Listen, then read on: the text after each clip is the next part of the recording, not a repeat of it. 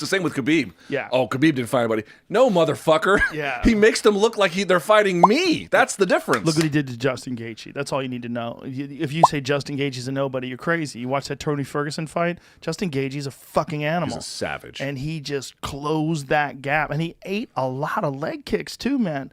He ate a lot of leg kicks that would, I mean, I don't know how many of those you can eat from Justin. Right. Maybe he had like 5 or 6 more in the tank. Right. So you're on E.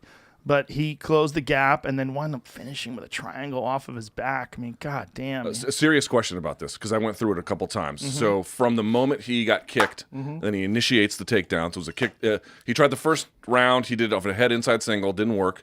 Second round, he tried it off a double from the outside leg kick. First round was an inside leg kick, hence the inside single. Didn't work. So then he goes to the double. It's 22 seconds from that till the finish. So 22 seconds, we're apart. 22 seconds later, you're unconscious. I mean, this is my question to you. Is that the best back take you've ever seen in MMA? Because what he does is when Gaethje is sprawling in this contest, he's not just sprawling. He is sprawling and turning so he doesn't get pushed into the fence. He was very diligent about that in the Alvarez and the Gaethje fights. You can go back and you can watch it. So in this fight, when you see the level change that Khabib hits, you see automatically Gaethje turn because he doesn't want to get turned that direction. But what Khabib does is he actually scoots under him, pulls him up, and then with his head posts him over, gets the hands to plant. Well, once the hands are planted, the double is over. He doesn't care about it anymore. Now he just wants the tight waist. And from the tight waist, he's holding, his elbows aren't flared. They're tight here, right? Like he's T-Rexing inside. At that point, you have created, if you're Justin Gaethje, putting your hands, you've created a stable structure for this guy to now mount. Plus, if you want to escape to the fence to like stand, he can control the ascent.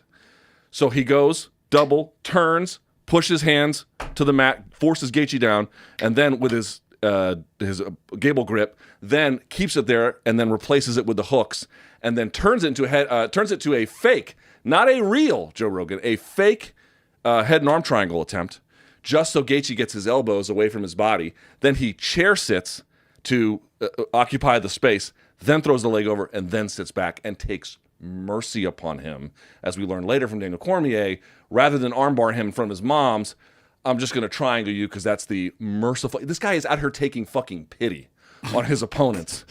And he's doing back takes like that. He is, Jon Jones to me is the most accomplished fighter we've ever seen. Like the things accumulate over time. No one is as flawless as Khabib Nurmagomedov. Not even close. I think that is the argument, right? Like, who is the GOAT? I think if you look at Jon Jones' early career, right? Jon Jones wins the title in 2011, and from then on has fought more fights as championship fights than he has other fights. So he's the most accomplished for sure. Wins the title, the earliest, youngest guy to ever win the title in the UFC. Beats Mauricio Shogun Rua, who's a legend. And then the way he dominates all these other fighters, up until you get to Alexander Gustafsson, you could make the argument that he had a similar career. You could make the argument, like if you look at what he did, Jon didn't lose any rounds. Jon was smashing people. You look what he did to Rashad Evans. You look what he did to Rampage Jackson. You look what he did to Lyoto Machida. Look what he did to everybody. Everybody he fought up until the Gustafsson fight. But the Gustafsson fight, then you have to say, well, how much slack do you give him for admittedly not training? Because it was a really close fight. He pulls it out in the championship round, even though he's out of shape, even though you talk to Greg Jackson, he didn't train for that fight. Didn't fucking train. Like, barely worked out, but definitely didn't go through a training camp. Still managed to beat one of the best guys in the division after getting taken down for the first time in his career. Then goes on a tear, right? You look at the way he beat Daniel Cormier in the first fight. Took him down. Like, who the fuck takes Daniel Cormier down, right? And then you look at him in the second fight. Even though it was ruled a no contest, we know what the fuck happened. He head kicked him and stopped him. You know, it was spectacular. You look at what Jon has done, then you have to take into account the things that didn't go that well. And we haven't seen those from Khabib yet.